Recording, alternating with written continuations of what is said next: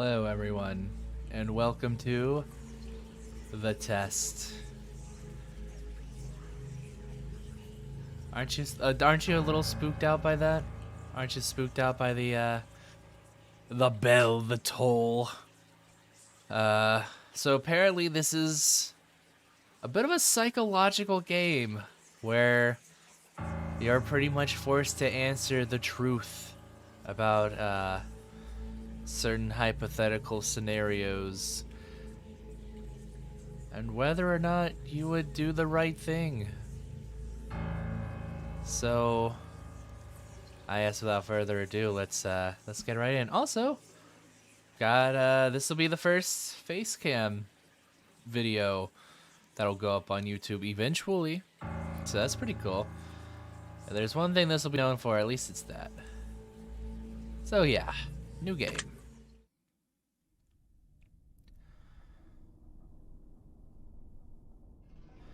Oh wow. We have really reached. We've already reached the breaking point, huh? Okay, well, now, in order to begin, this is the most important part of this entire experience. You will be asked a series of questions, and you must answer them honestly. Now, when I say answer them honestly, I don't mean answer them how you'd like to answer them. Answer them with truth, even if that's hard to face. We all want to be good people. We rarely want to admit our faults, grievances, or mistakes. But you must decide what you truly want. Do you want this to work properly? Do you want the truth about yourself, your destiny in this world? Or would you rather live a lie just to hide from yourself and end up like that doll on the left? Crying tears of blood and all dirty. The process is very simple in theory. Just answer a long series of questions. What's difficult is self-analyzing your own psyche to evaluate the truths in your mind and life so that you can predict your future. You see, as long as you're honest with these questions and answers, you'll be able to see your own future here. This will tell you things you already know, but don't necessarily know that you know. As long as the answers you provide to the questions asked are 100% honest and true, this process will simply unlock a part of your mind that you do not have natural access to. The subconscious. This isn't psychic. This isn't a personality test. This is simply nature. This is you. This is your mind. This is simply nature taking its course. This is not the human brain at work unlocking hidden truths within itself. Or this is. Okay. Did I say this is not? While attempting to answer many of these questions, you'll often wonder things like, well, this depends on the circumstances.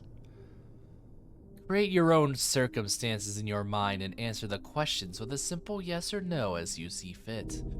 You may not understand nor realize it, but your mind will develop the situation required to answer your question the way it needs to be answered. I invite you to grab a drink of water. Oh, believe me, I got a fresh bottle of water right here because I'm going to be doing a lot of drinking. As my throat is probably going to be dry as shit. Right, so grab a drink of water, sit back, relax, and enjoy the experience. Yeah, really enjoy with all the blood and the help. We are about to begin with a series of questions, and provided that you're a willing participant, we will be unlocking some substantial information today. Here we go. Do you believe that everyone should always be treated fairly?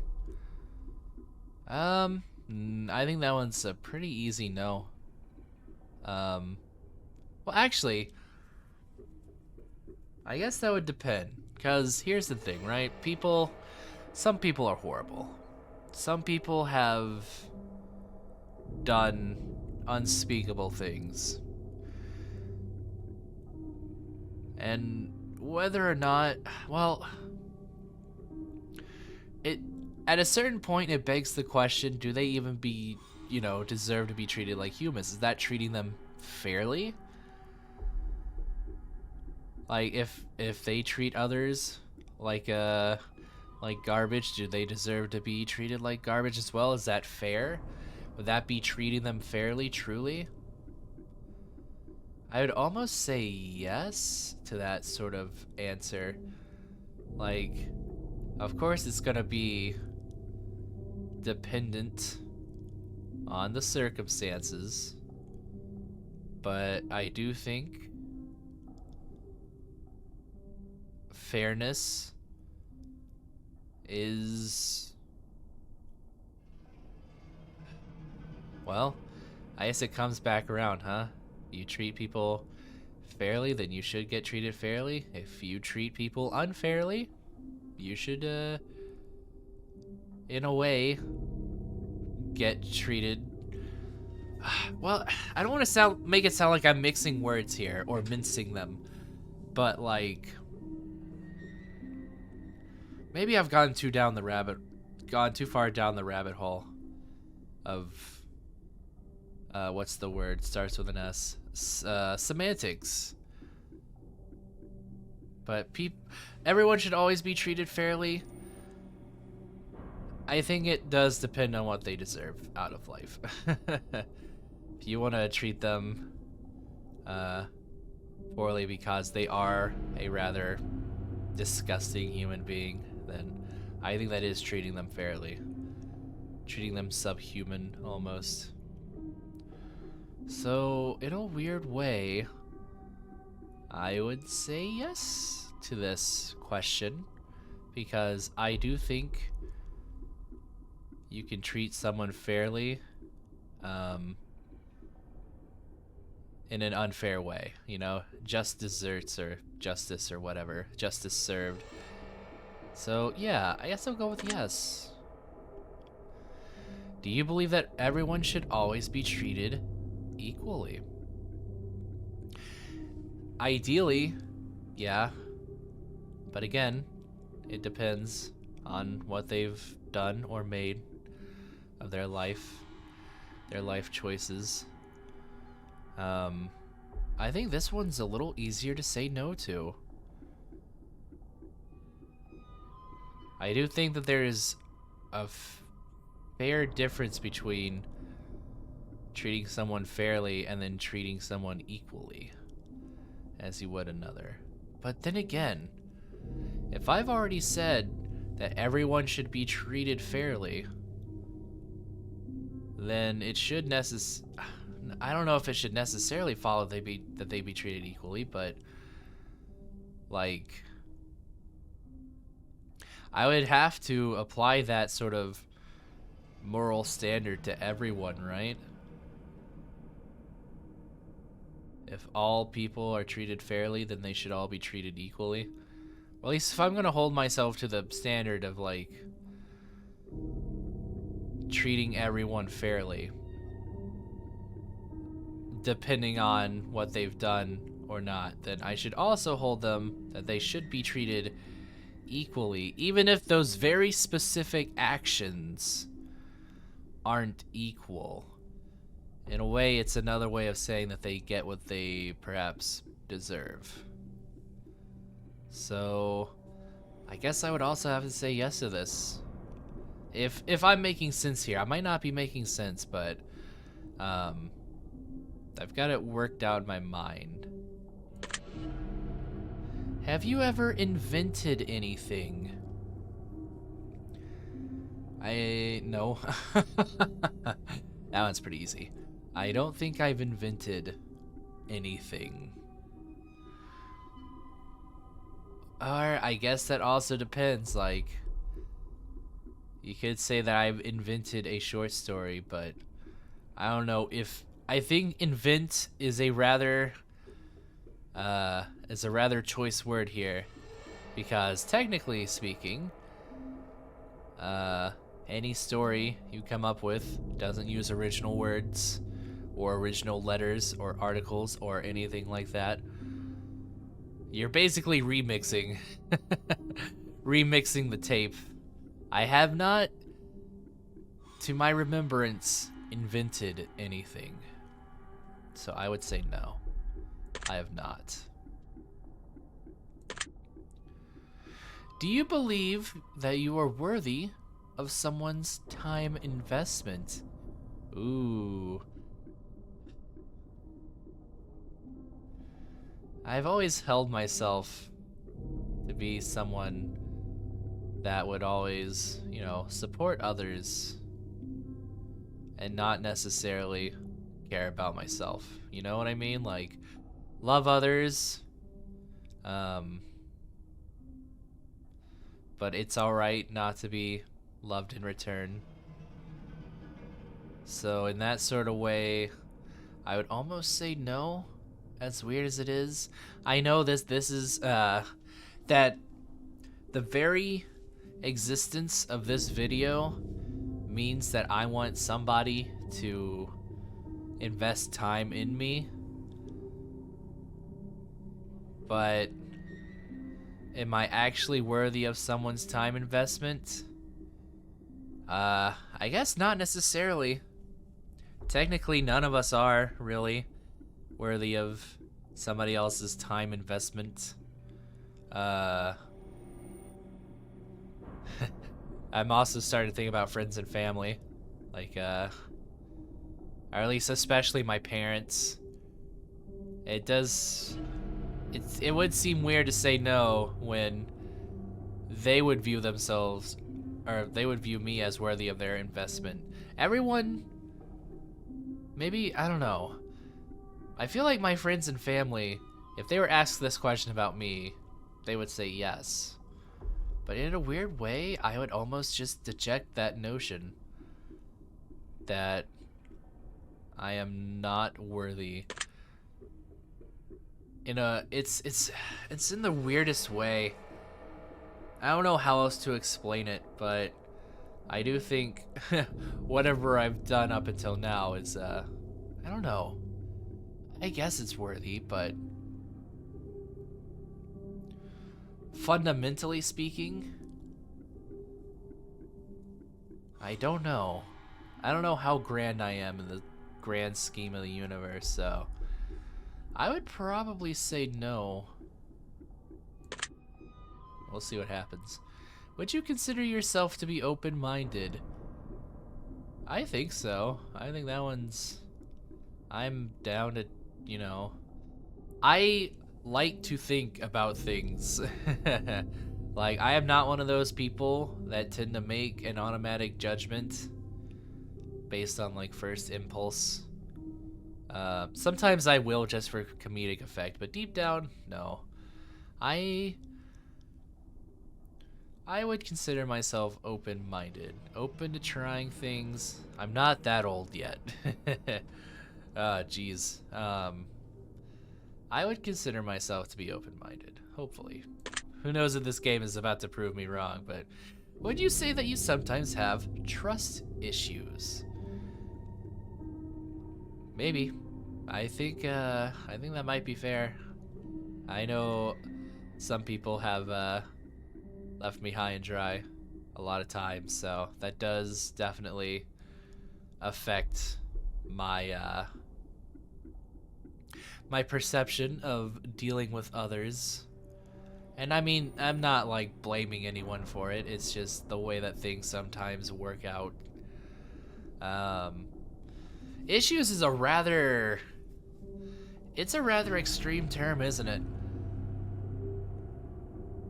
I guess fundamentally speaking, I'd have to say yes to this because I am always like worried and that someone is going to hold up their end of the deal. But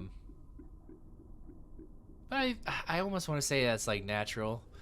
So you always have that creeping doubt in the back of your mind. But for as extreme that trust issues, in quotations, might be, I don't know if I have some sort of detachment from others. So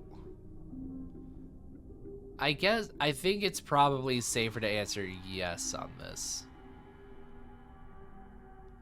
Even if I don't think it's as extreme as perhaps some may view this question to be. I would say that it's an uneasy yes, so. Would you be alright with living alone forever?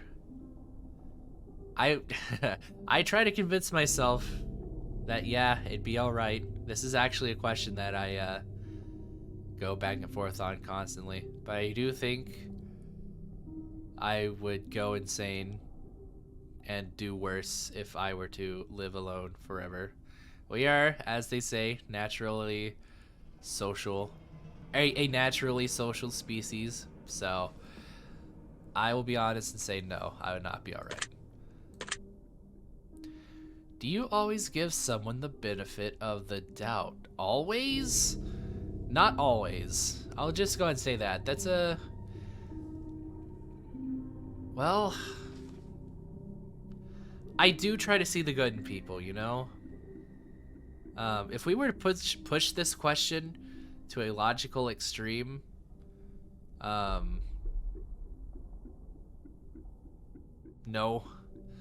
That always. There would be one exception, I'm sure. Even though I said I would consider myself open-minded, I think there is a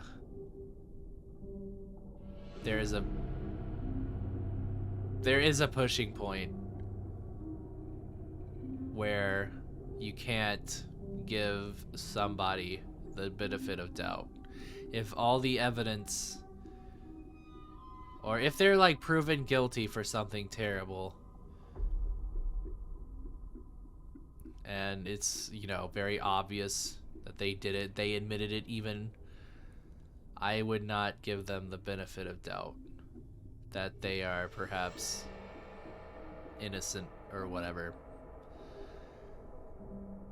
Which I know that might seem contradictory to saying that I'm open-minded, but if I remember correctly, I don't think the open-minded question had the prerequisite or the qualifier of always, so I will say no for now.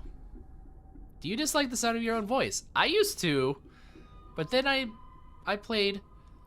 I mean, you know, I've listened to myself now for a while, so I actually grew to like it. It was, you know, fun. So let's go with, do you dislike the sound of your own voice? Gotta make sure I read this correctly, so no.